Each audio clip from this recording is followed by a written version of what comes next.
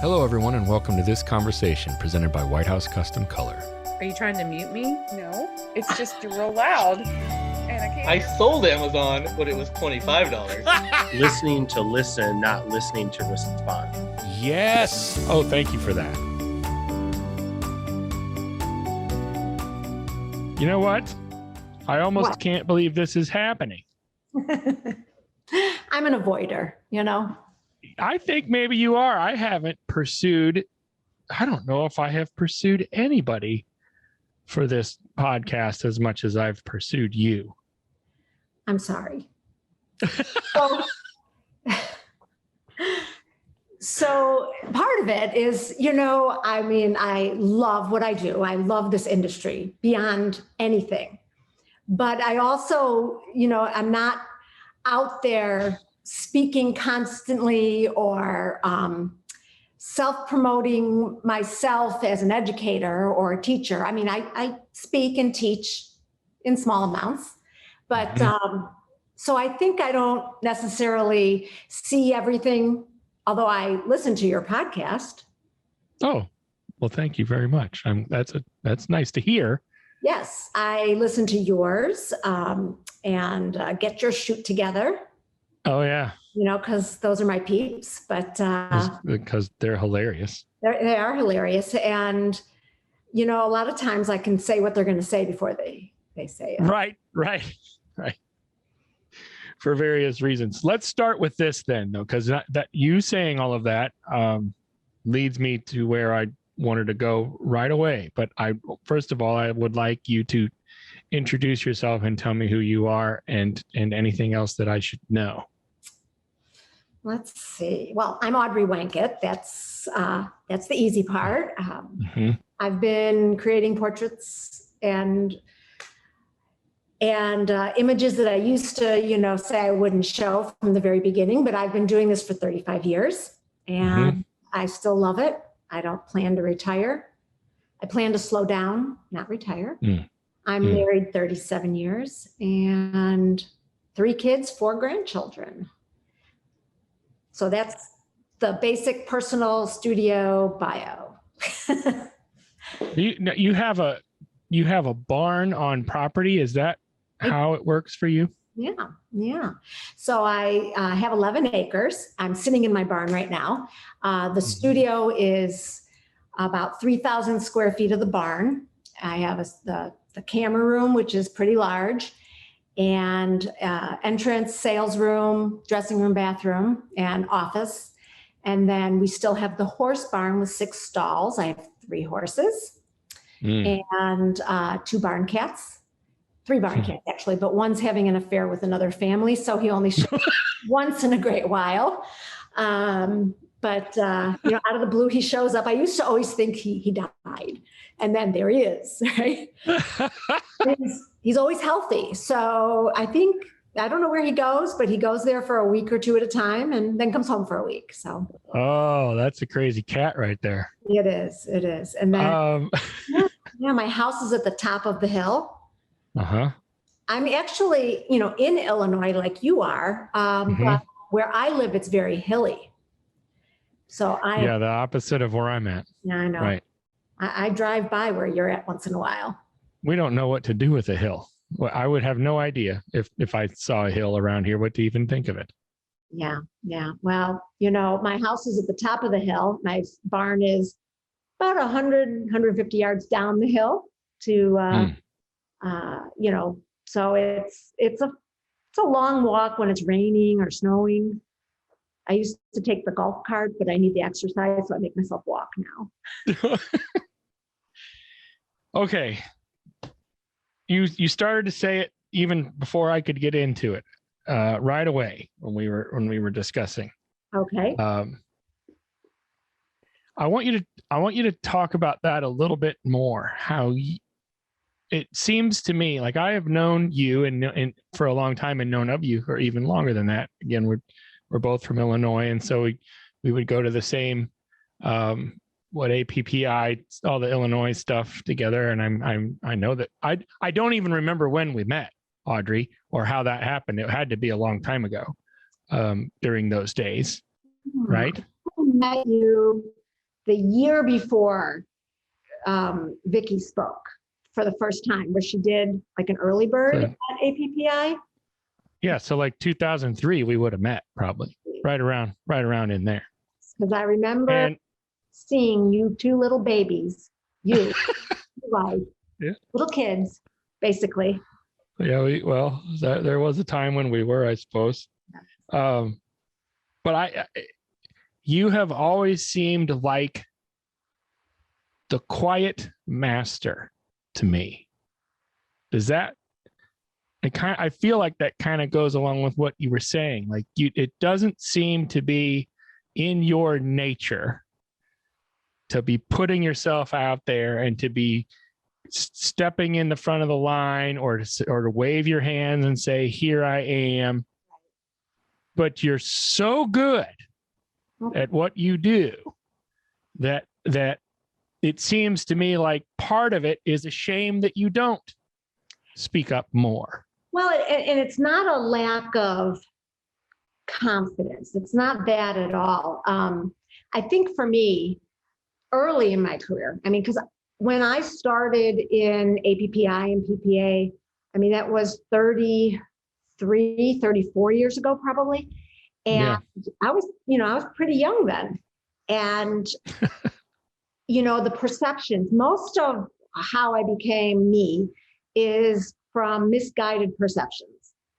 When you're young and you see this beautiful work and you think that these people, have the golden touch, or they are very, very special people, or they have something that you'll never have or see.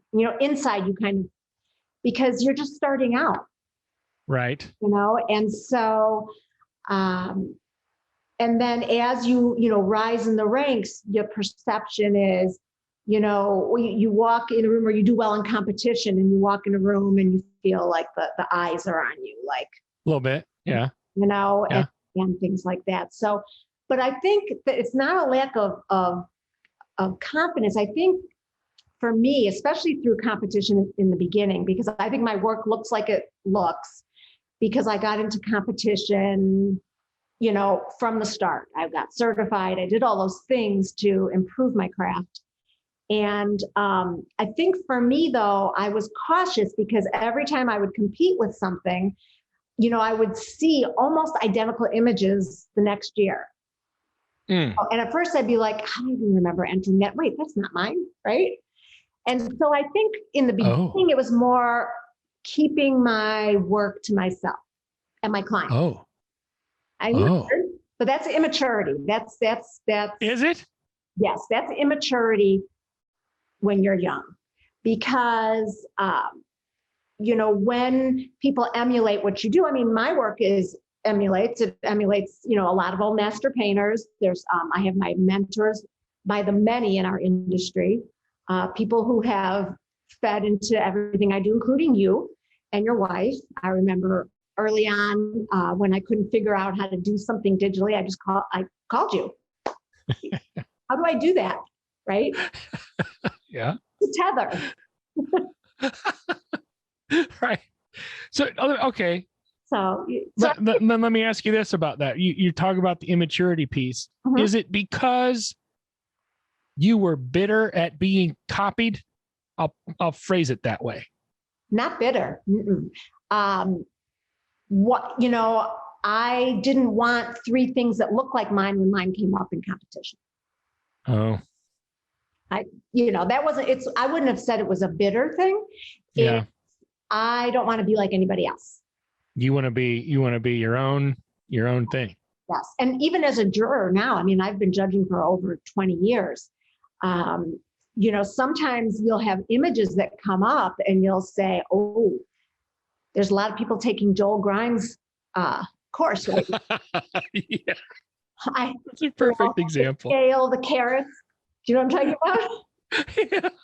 Yeah. Yes. And the first time you see 1 or 2, it's so dramatic and so beautiful. Sorry. Yeah. My phone back. That's all right. So the first time you see it, it's very dramatic.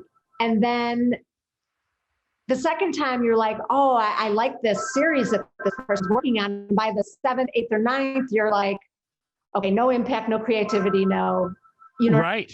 So I think it's mentality. It's more about the competition for me is what fuels my confidence in this industry. It keeps me knowing that I'm relevant still after 35 years. Yeah. And so when I compete, I want my work to not, I don't want the same background that somebody else has. I want everything to be a little different because I don't want the judges to be bored. Not that competition is the end all of anything. It is not, but it's what keeps me learning. It keeps me consistently trying to improve over what I did last year. What is the end all? Is there an end all? No. Like to what end? Like you do what you do. Right. Right. And you strive to be the best at A, B, and C.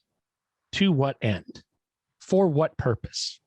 To make, two purposes. One, it's the biggest high there is in the world, is to have somebody look at a piece of art you created and just love it. I mean, it feels great. There's nothing like it, right? And to make money, you know, I like things. Right. But also I get the I like things piece. I do too. And I like to make money so that I can have things. Right. That's just a truth. Right. But you also, especially for an entrepreneur, and I think that sometimes people humble themselves out of this piece a little bit sometimes, is that you have to make money so that you can keep doing what you love doing. Right. Otherwise, you can't do it anymore. Right, exactly. And you have to, for me, to do a higher end portrait, I have to set myself apart. Why would somebody drive? I'm in the middle of nowhere. And I've never been, you know, the person that sat there and said, oh, that won't work out here. I live in a, you know, the edge of nothing, basically. And people won't come here. I've never in my life thought that.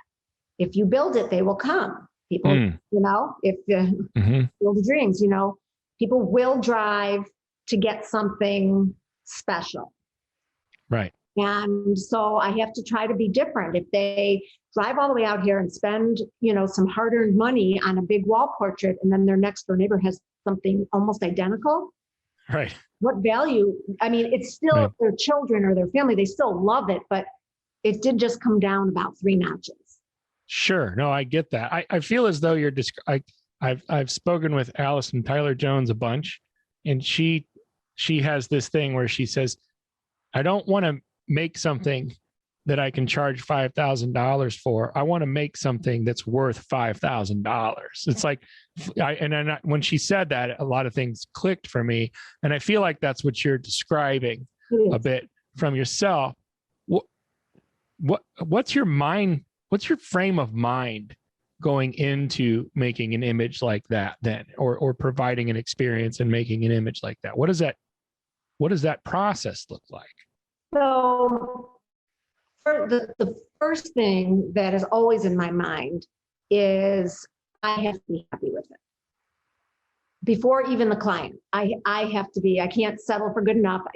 I have to have what I need so that they aren't compromising what they're, you know, what you they're have getting. to be happy with it. I have to be happy with it. And I know that if I'm happy, you know, it's not like, oh, I've got it. Remember Napoleon Dynamite, the movie where she sets that whole thing up and she's like, got it. Yes. Yeah. The glamour shot is kind of a, yeah. Yes. Deb. So you're right. And if it comes easy, if I've got a child that's really cooperating, I've got a family that doesn't look like they're totally worn out, I might even push something at the end that I haven't tried before. You know, so do you run into situations where you're happy with it, but they're not, or even maybe a stranger situation, and you might not run into this, is that you wouldn't be happy with it and they are? I've had clients want the outtake. You know, I leave some of the outtakes in because they're so they remind the client of, when I'm doing my presentation, it reminds them of the session, of the silly things. And they want the portrait of the outtake? Like they there want are people that will say, that is so them. And that ends up being one of the main things. And so I'm not, anything I really dislike, they don't see. They don't see anyway, right? They don't see it anyway. But there are expressions, there are minute differences in expressions that, I see the perfect museum expression, museum style portrait. Yes. But they might need the smile for their image, and they might need the little arrogant 2-year-old attitude look, where I might think another one is a little bit better. But I'd say about 80 to 90% of the time people buy my final image in my slideshow, which is my favorite, or the first image, which is my second favorite. They don't know that, but you use is it primacy recency effect, or it's like the beginning and the end are the pieces that have the impact and the pieces that they remember? Well, I put them specifically there. So, I use Pro Select, where you can do your slideshow in it.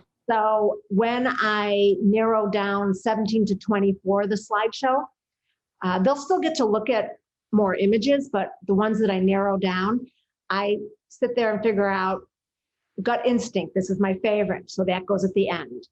And this one's my second favorite. I'm going to put that at the beginning, because the first image they see, they're already crying because their children's names came up on the screen. Right? That does it even, just the names. Oh, gosh, yes, just the names. And then that image comes up and they are like, wow, right? And then all the other images I'm very happy with that are in there. And then at the very end, the last image, I actually duplicate it so it stays up a little longer. Oh, I get it. Yeah, good trick. That's the final. Yeah. That's the last, the final one. So nice. So, and usually one of those two is the main image, the largest image that goes out. So tell me then, okay, so you're talking about the sale, and I think that's a very important piece for you to talk about,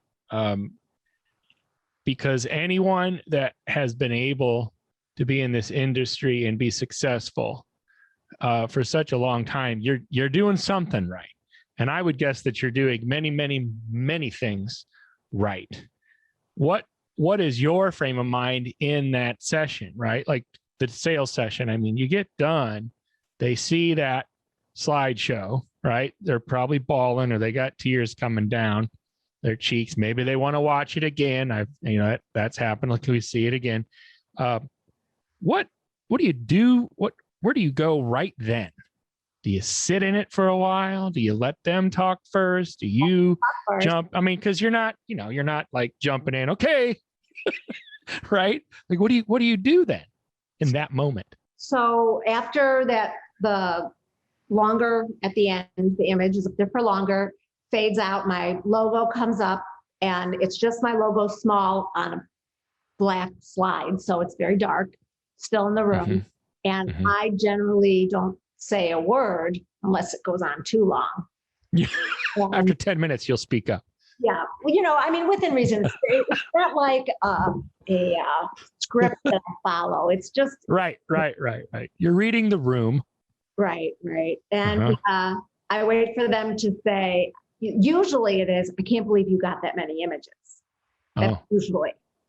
Yeah. Because parents are either next to the child or, dragging the child back in, or they were there. They remember. Husband, I do lots of families. Or arguing with the husband the whole way here. Why are we driving this far? What are we doing? How much are we spending? Right?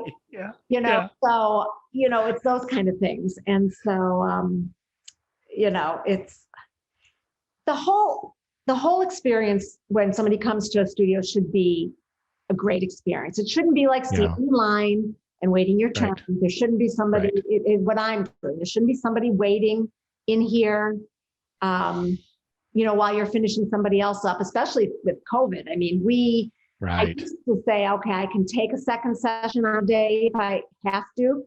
But now I absolutely don't, because I clean everything up. I, spray everything down. Everything's, Of course.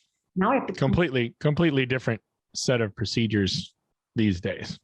But my goal with the client is that my work sells itself.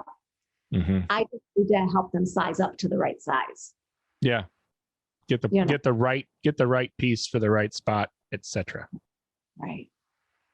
Talk to Right. me a little bit about your style. We've touched on it a little bit, but I want to go somewhere with this.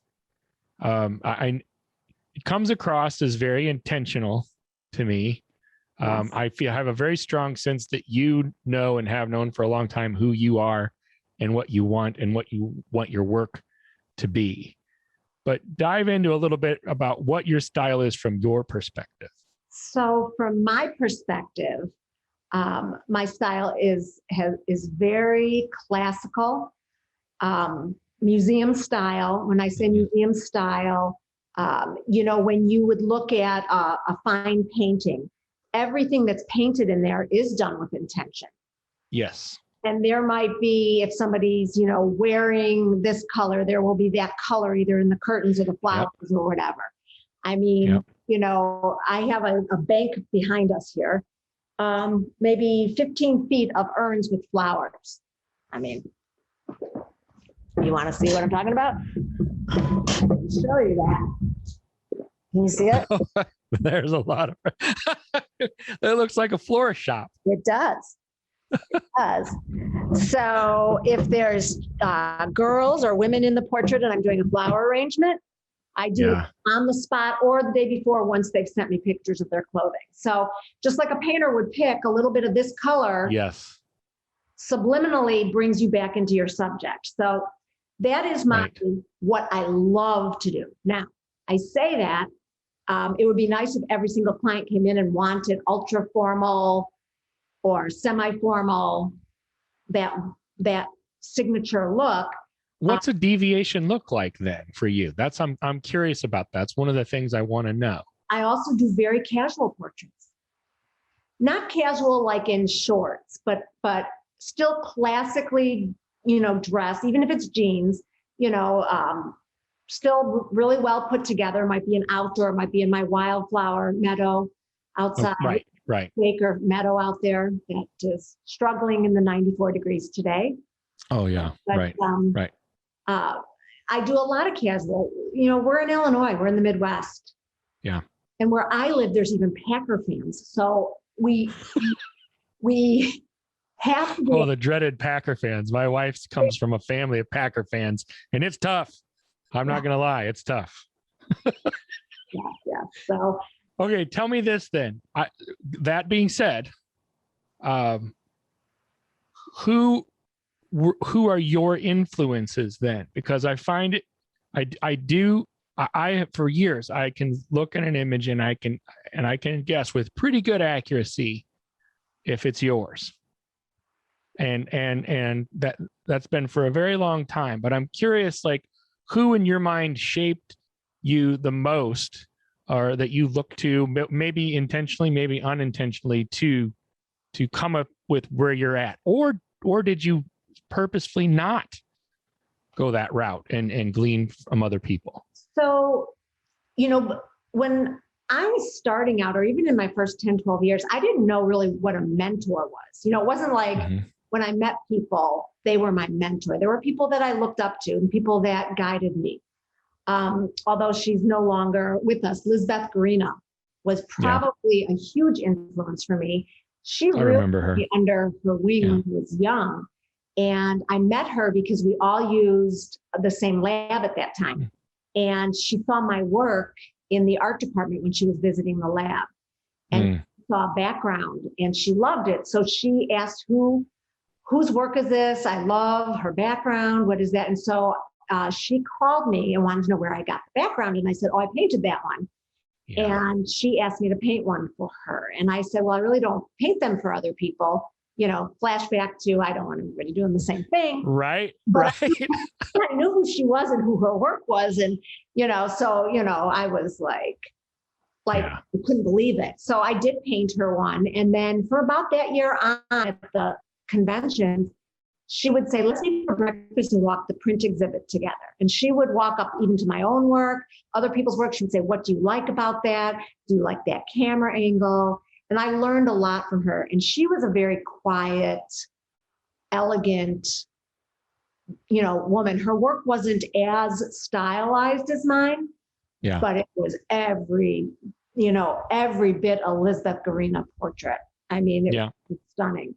And so I had a lot of influence in my life from her and in the past. And then, I learned from, a lot of people. I liked Philip Cherris's work. I had studied with some people that had studied with him. I never did get to study with him. Yeah.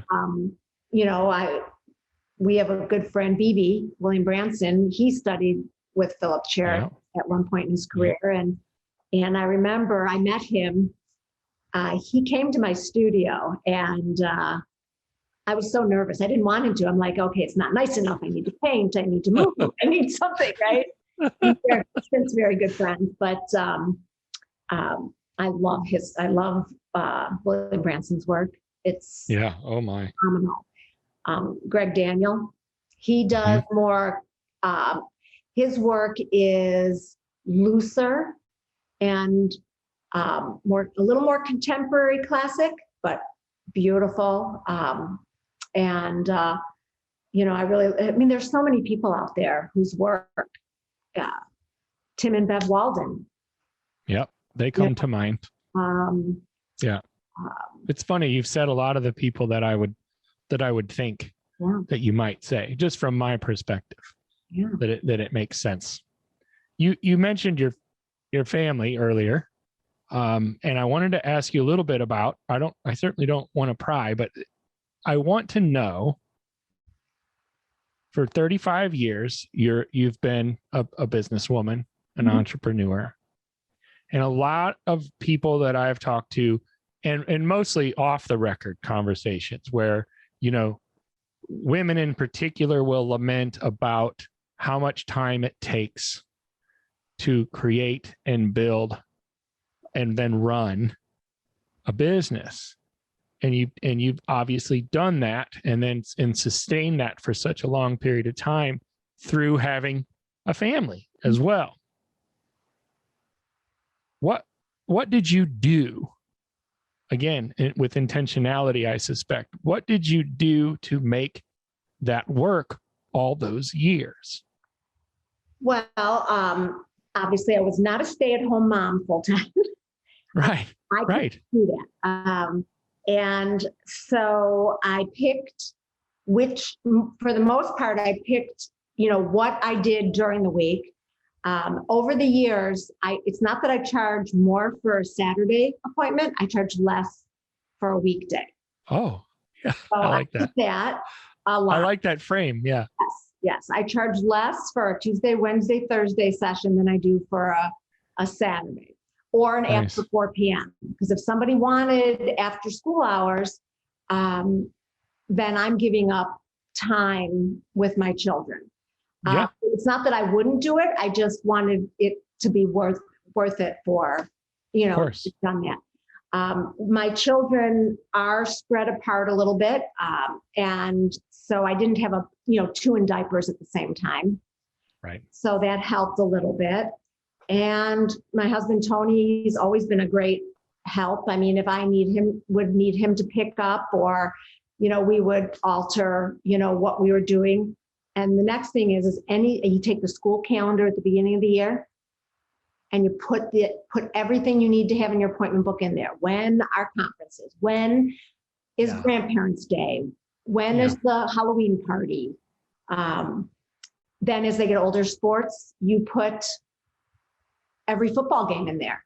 Right. There might come a time where you say, okay, this is a really important client. They really need this date,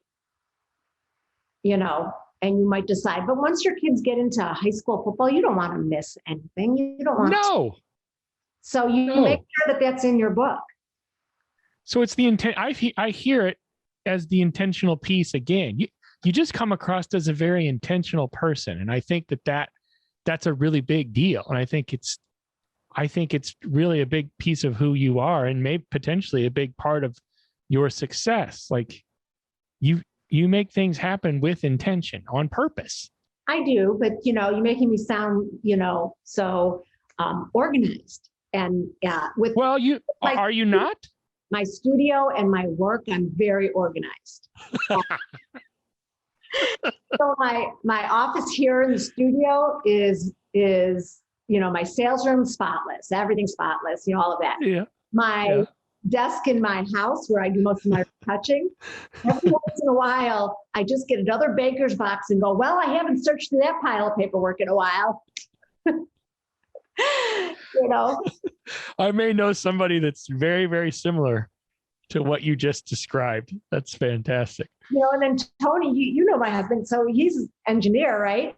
So in the office in the house, I have, half of the room is my desk. I've got, big printer, little printer for, whatever I might need to print for myself. I don't print for clients or anything like that, but, 2 huge ISO monitors, Yeah. Then my laptop also open playing NCIS reruns while I'm retouching.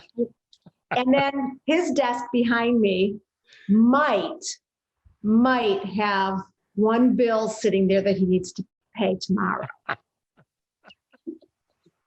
That sounds about right. There's nothing Maybe something. There might be something on there. Yeah, that's again. Every file in his drawer is labeled perfectly. Like I said, my clients, perfect envelopes, all the information's on there. It's all on the computer. I mean, everything I need to do there is that. It's the other stuff that, sometimes. Other than your family and your friends and your clients, I'll throw in too. What do you really, really care about? Animals. Animals. Horses in particular? Kitty cats and horses? So my dog, I have the cutest she's not a little dog. I have the cutest dog. She's my buddy. Unless there's a client here, she's in the studio with me or sitting at my feet while I'm, retouching whatever it is. I love horses. I don't ride as much anymore. Like right now I have a 3-month-old filly. So it's not like I'm going to go ride the mom. Right. And I love animals. I love, I'm learning to love golf. That does require some learning in my experience. Yeah. So I started to play golf last year. We joined a country club. Oh, nice. Yes. I knew that, I served on that board of directors in our industry for 11 years. And I was chairman of the board until March 1st. Yep. And my closest besties are all still on that board of directors. Right. And so we decided a year before I was coming off of it that we're going to have to find me some friends. Oh, really? We did. We said, okay, our kids are grown, right? Yeah. A lot of our friends have moved away that we were friends with when our children were younger. Yeah. My business, my home is on the property that my business is. And I don't think that would be me if we moved and I had to open like in a small space. Right. I mean, you didn't ask how many backgrounds I have, but it takes a lot of storage for 209 backgrounds. Oh man, the similarities are scary. We have lots of, we also have lots of stuff. Yeah, 60 chairs and I think we got to 34 couches at one point. That was that was at the top of the couch collection. You probably have a lot of couches too. Yep. But you wouldn't be you. Vicky wouldn't be Vicky without being able to pull the exact thing that will convey what she's feeling. Oh, yeah, that's true. That sets everything apart, right? That's happening tonight. She's got a big session tonight. And yesterday she told me exactly what she had. She knows exactly the piece that she wants to use. She hardly ever uses it outside, and she's going to take it out. And I was like, really? You're going to, and she is. And so that thought process is real. So let me ask you. So she's telling you because you have to get it down from storage and get it to where she needs it, right? She was telling me to be mentally prepared to help a day in advance. That's helpful for me. Like, she knows that about me. If I know, like, not spur of the moment, if you tell me in advance, I can get ready. Right. If it's like a last minute, hey, I need to do this, and this, and I need to do it right now, I tend to be maybe more grumpy about that.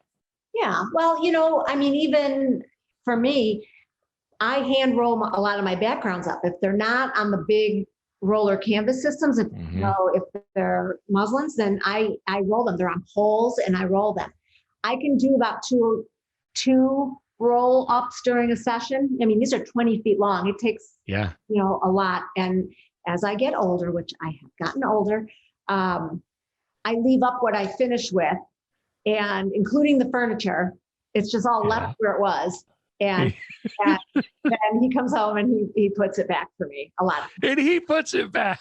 Oh, he's a good man. Just so heavy. I mean, it's just, I'm 5'3", he's much bigger and stronger. So he's over 6 feet tall. Yeah, he's 6'2", and he does the heavy lifting. And if I have a really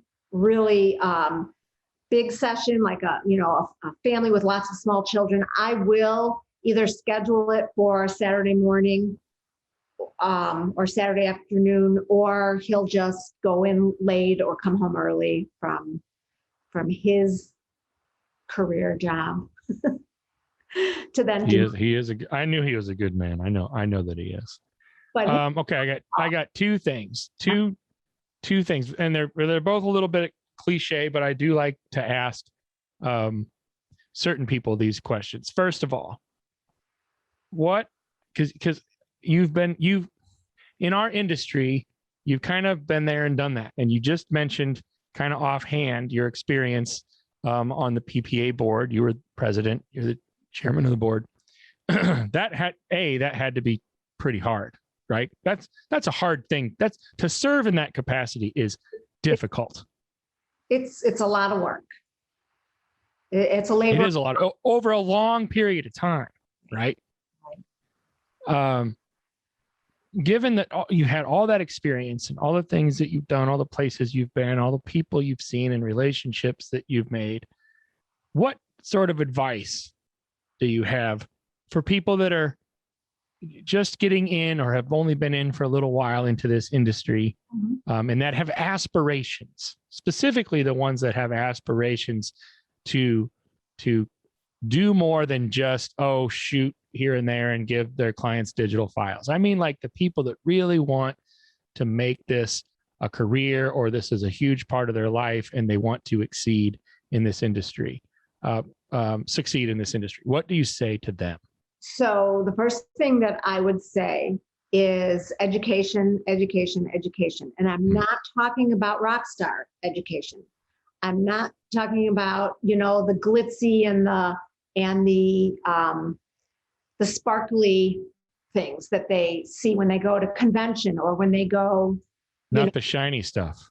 No, because that gets you excited. So see that. I'm all for that. But again, don't assume, if somebody is out there speaking nonstop, then how are they doing that business that they're talking about?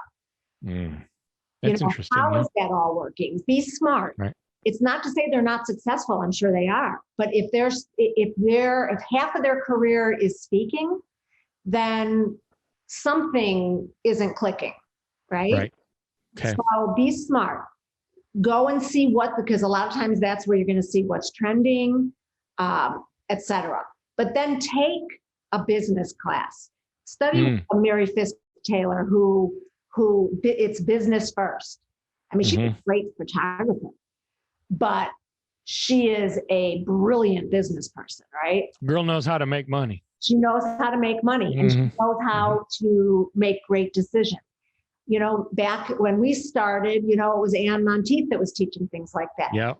Understand business because, and marketing.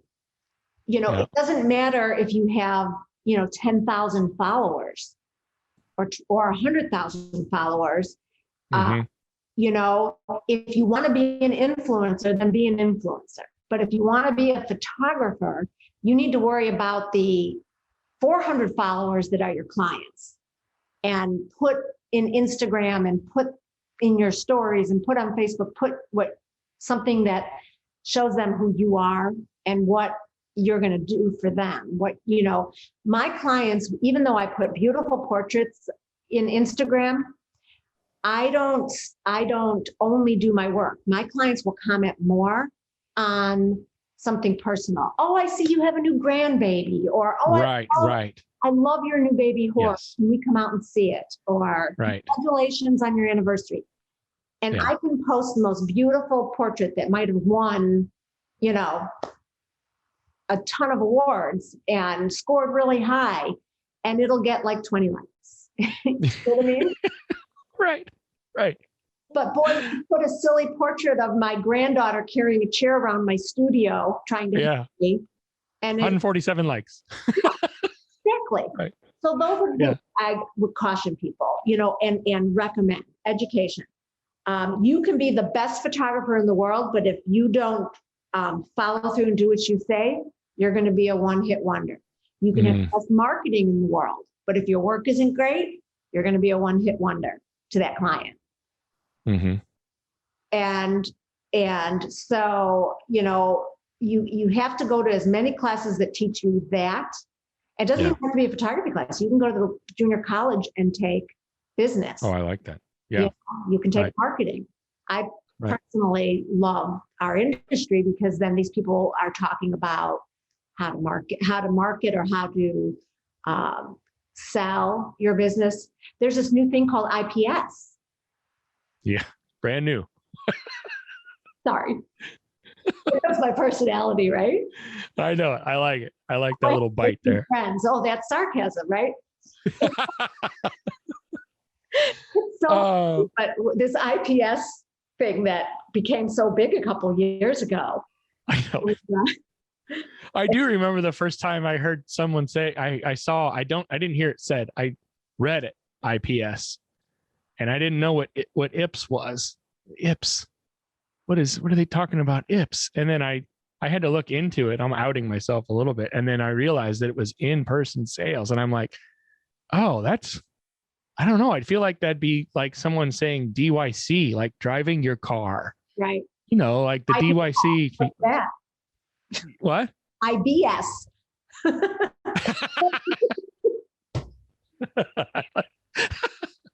I like that too. That resonates a little bit. But seriously, when you talk about longevity and you talk, yes, that, whether you're learning it as something new because you're starting out in the industry or you're still in the industry, every one of us has been doing sales. I mean, probably the first 5 to 6 years of my career, we were signing proofs out, right? And realizing that if we want to sell bigger images, we can't hand a little box of 4x5 images and expect people to come back and say, I want a 30x40 portrait. Right. So we've been doing that forever. I remember the endoscope. You put a proof on there. Yeah. Lift the thing, lift it, put it back, right? So, but the ones that are still in the industry that are really doing killer sales still, or starting out in this industry and doing killer sales still, are the ones that meet with their clients. Yeah. And help them with the big decision. Okay. Now you mentioned earlier that you don't plan on retiring. You're not going to retire. No, I'd like to slow down. You want to slow down. So my last question, and I've been thinking about this as we've been talking. What's next for you, Audrey? Moving into the 5 years, 10 years. I know that you're going to be golfing. I know that you're going to be riding your horses and taking care of your animals. But what's next for you? I'm a homebody. So I love, whether it's just watching TV when the weather's cold or sitting outside, What's next is learning how to relax for more than 10, 15 minutes at a time. So, send those instructions to my wife when you find that out. yeah, she's hyper. She's like me. She's goes a bunch of different directions. Yes. And, but I love to hear you say that. You understand yourself enough to realize that that's something that would be good for you and that you want to do. I do. I do. I think though, as photographers, I think that everything we look at though is a potential image. Yeah. So I learned to love birds during COVID. I mean, when you are a creative person and you cannot create portraits of somebody, what do? So all of a sudden I have cameras on tripods with long lenses in all my windows of my house, right? And I started realizing all the different species of birds that are in our yard. My kids made fun of us, right? Does sound kind of funny. Because why? Because I couldn't just sit and enjoy 3 months of not having to work, right? Right. I just had to constantly create something. So, right. I like that. Learn how to relax for 10 or 15 minutes. That's a nice aspiration. Yeah. We have kids. You'll see someday grandkids. It's fun to, go and watch them play t-ball and do all these things. But I also don't know that my mind will ever slow down 100%. Right. No, I like that. I like you're going to slow down. You're not going to retire. You're going to slow down a bit. I like that a lot. Yeah. This was great. Thank you for doing this. I finally made it happen. I feel as though I'm patting myself on the back because I just didn't know what I needed to do to make it happen. But I appreciate you taking the time and joining me for this today. This was great. Absolutely. And I love listening to all of your podcasts, and I listen to all the ATJ ones. Oh yeah. She's easy to listen to. She's one of the easiest people to podcast with because she just does all the work. She is. Thank you, because I think that you bring out interesting stories from all of the people that we know from one direction, and you kind of give us a different aspect. Well, I try to. I try to ask. I never know. I rarely know what I'm going to ask because I'd like to go off on tangents, and then who knows what someone's going to say. I think it's much pressure, I think the best programs you can give is take all of your knowledge and give a program, but give it from your heart. And it's so much more interesting than. Oh, yeah. Agreed. Well, thanks for doing just that. I appreciate it. Thank you for your time, and I'll see you at the next thing, hopefully. Absolutely. Hugs to Vicki and the kids. Thank you very much. Have a good one. Bye. Hey guys, thanks for watching this conversation presented by White House Custom Color on YouTube.